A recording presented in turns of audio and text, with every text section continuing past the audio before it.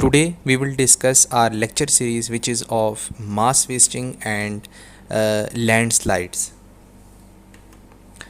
Landslides are the movement of rock, soil or debris down a slope, often caused by gravity, water or earthquakes. They can happen suddenly or more slowly over long periods of time. When the force of gravity acting on a slope exceeds the resisting forces of a slope, the slope will fail and landslide will occur. Landslides are the movement of rock, soil or debris. Landslides are the movement of rock, soil or debris down a slope. It is often caused by gravity, water or earthquakes. They can happen suddenly or more slowly over long period of time. When the force of gravity acting on a slope exceeds the resisting forces of a slope, the slope will fail and the landslide will occur. Here you can see the landslide refers to the downward sliding of huge quantities of land mass. This occurs along steep slopes of hills or mountains and may be sudden or slow. All the movement of land masses are referred as landslides but differ in many respects. Therefore, all types of landslides are categorized as earth movements. If a mass of earth moves along a definite plane or surface, the failure is termed as landslide. Large block known as a slump block moves during the landslide. The scar above a landslide is easily visible. They can occur along a slope where the internal resistance of the rocks are reduced or they lose their holding capacity.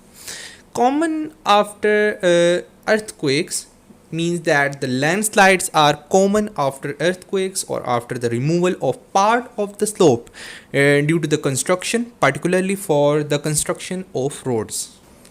Here we can see that here is over steepened road cut for the highway, means that it has a very less angle of repose.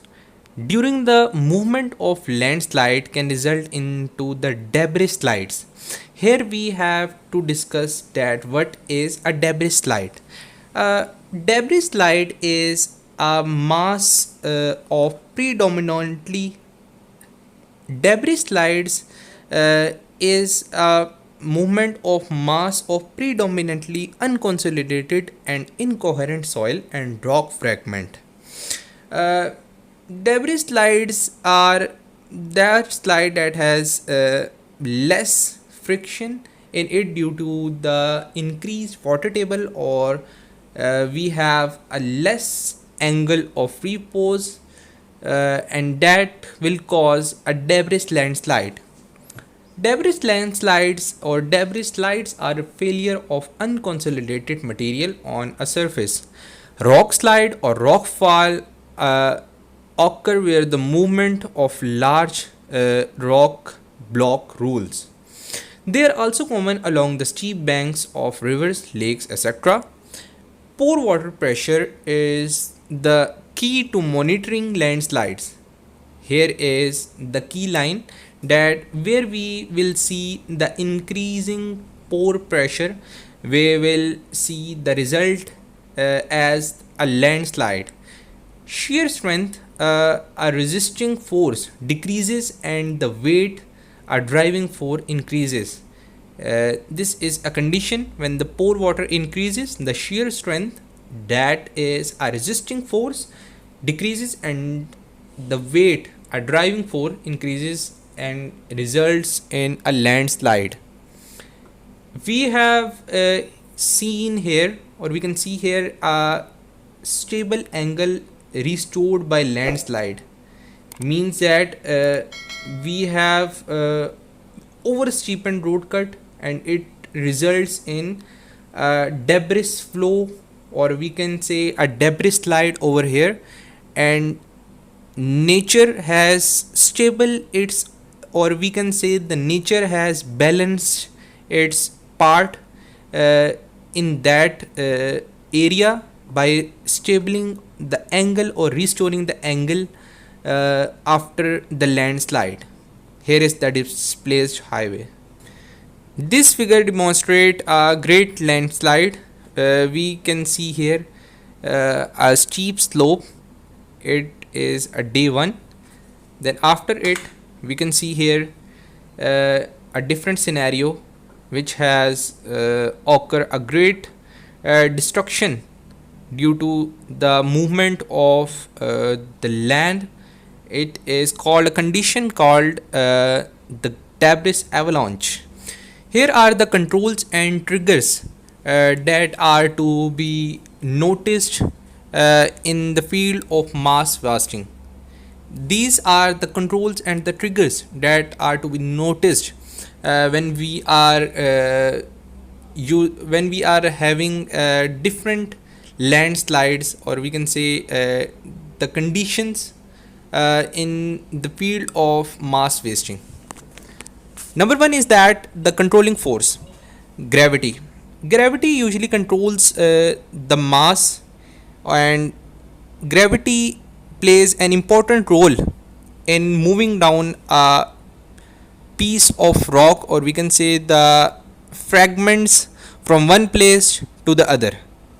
Other important factors are the water saturation, which is the increasing of pore water pressure. Water fill pore spaces between the sediments, reduces internal resistance and adds weight. This figure demonstrates that how the pore water or the increasing water table affect the resistance, or we can say the friction in between the soil particles. When we have less, or we can say less pore water pressure, here we have the firm films of water, here sand grains, and here we have a vertical slope. And when there is less water, it acts as a surface tension in between the sand grains and the water, and the sand particles are contact with themselves and don't move freely. When the groundwater table increases, the sand particles and water are free to move in their space, and hence fill the vertical slope and landslide occurs. Number B situation is that saturated sand grains forced apart by water, mixture flows easily. Then we have steep slopes. Too steep is equal to unstable. That means that if we have too steep slope, it will be surely unstable. And then we have the angle of repose, which is equal to the steepest stable angle of a slope. Means that angle of repose is defined as the steepest stable angle of slope. Number 3 condition is that number 3 factor is that vegetation removal. Plants play an important role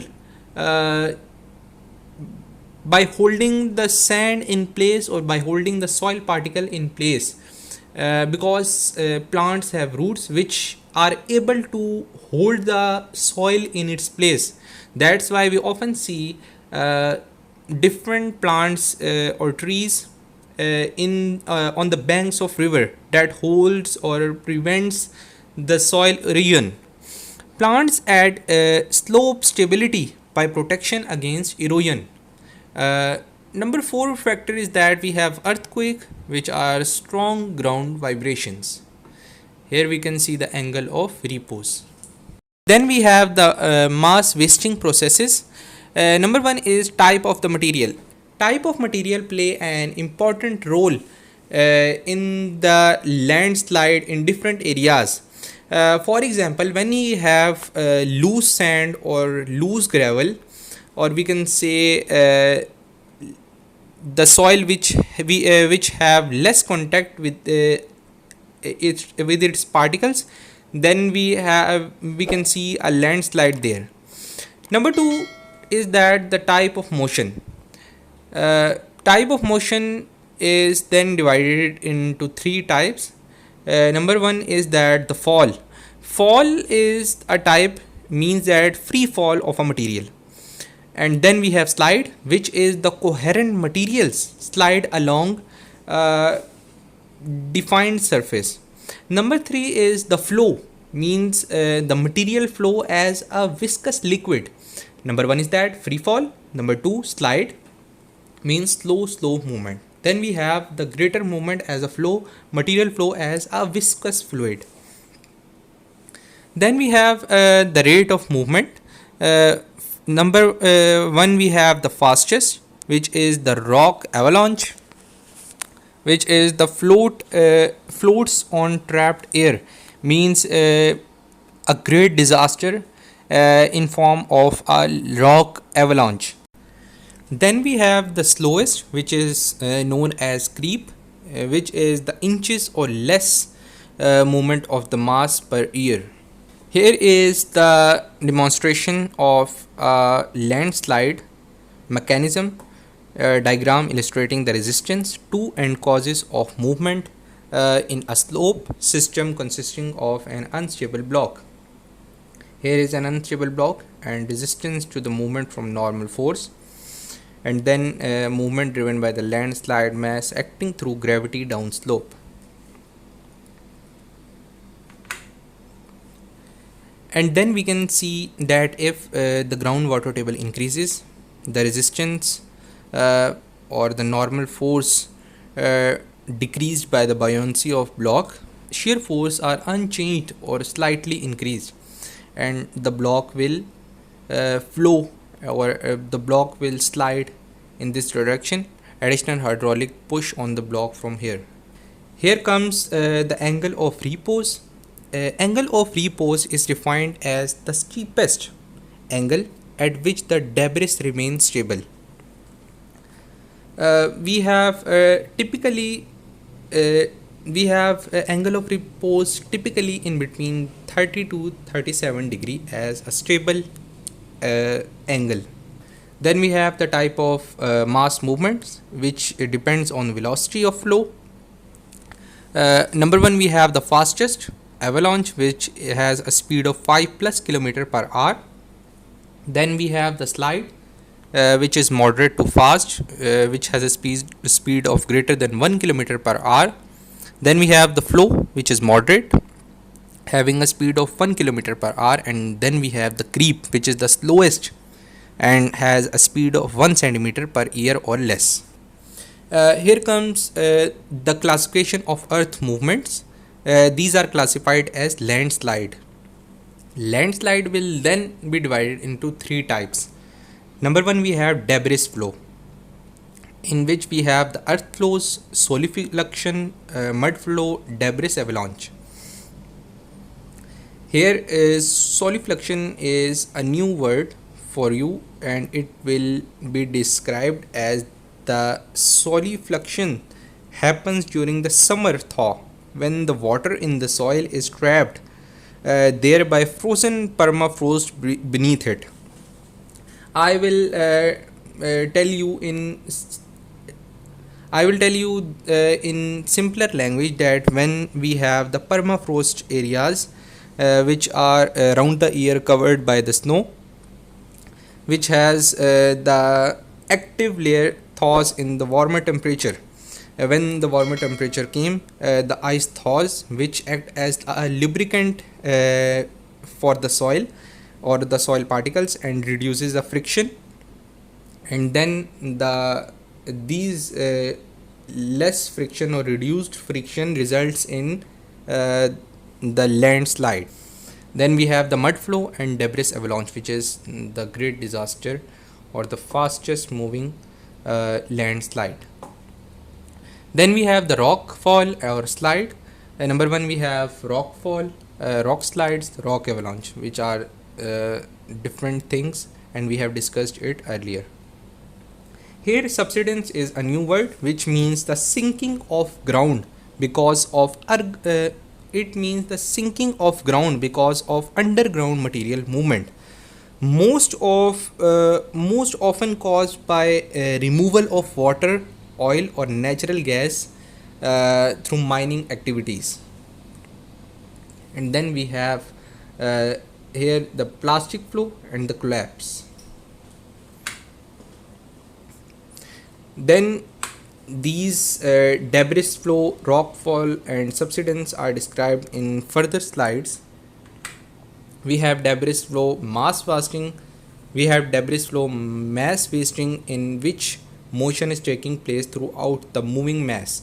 The common varieties are the earth flow, mud flow, debris, avalanche, which we have discussed earlier. Then these types will be discussed in detail as earth flow. Debris move down slope as a viscous fluid. The process can be slow or rapid. These occur usually on hillside, which are covered with thick blanket of debris, often after heavy rains. After such event, a steep cut can be seen where the moving debris has pulled away from the stationary upper slope. A hummocky lobe is seen at the toe or front of the debris earth flow where debris has accumulated. Here we can see the stationary debris and the flowing debris, grass covered surface, and this is called a scrap.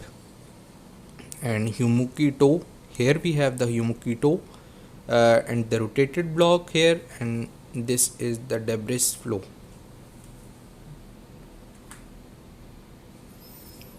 It is a real-time demonstration of a debris flow. Then we have the solifluction and permafrost. One variety of earth flow is associated with colder environment. Solifluction is flow of water saturated soil over impermeable material. Impermeable material prevent beneath the debris prevent water flow from draining freely, so the debris between the vegetation cover the impermeable material becomes saturated. Even a gentle slope is susceptible to the movement under these conditions. Here we can see how solifluction occurs. Here we have the permafrost areas, which in the major part of the year covered with the snow, and we have the part of ice layer beneath the upper surface. When these layer melts due to the higher temperature or warmer temperature, we have a landslide on the upper surface like this. Here we can see the demonstration of solifluction. Permafrost is a ground that remains frozen for the many years. Most solifluction occurs in area of permanently frozen ground such as Alaska, northern Canada, in Pakistan, Malam Jabba, Kalam, etc. The ice in permafrost is cementing agent for the debris. The permafrost may be as solid as concrete.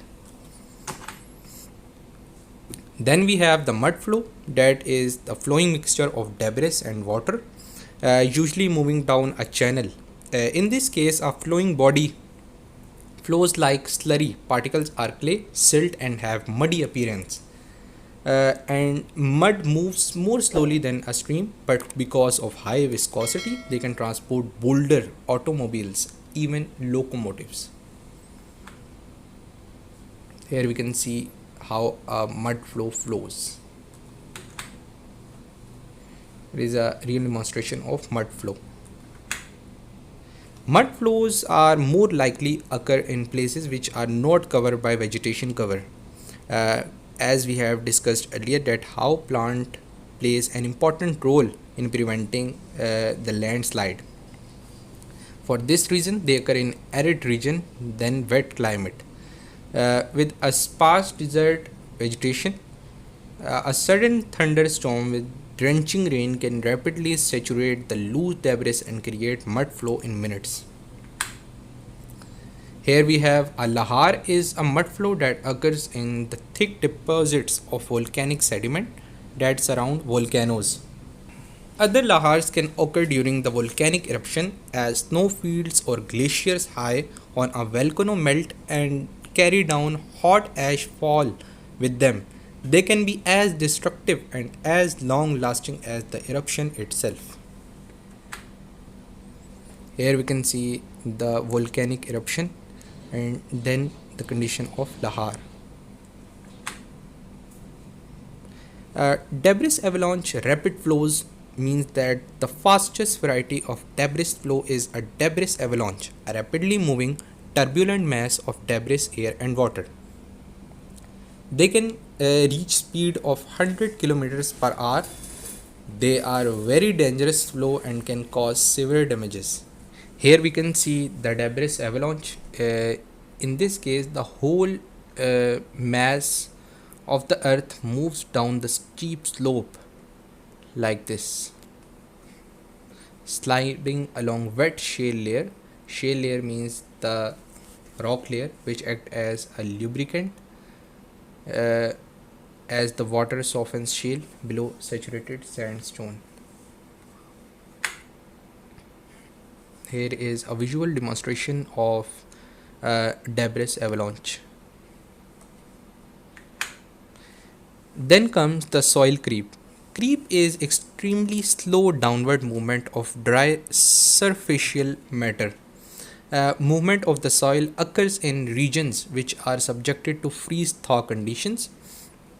The freeze lifts the particles of soil and rock, and when there is a thaw, these particles are set back down but not in the same place as before. Creep is involved up to shallow depth, uh, one approximately 1 to 2 meters, where the rapid flow is involved to greater depth, approximately up to 5 meter or more. It is very important for civil engineers to know the rate of movement of a creep. Thanks for watching.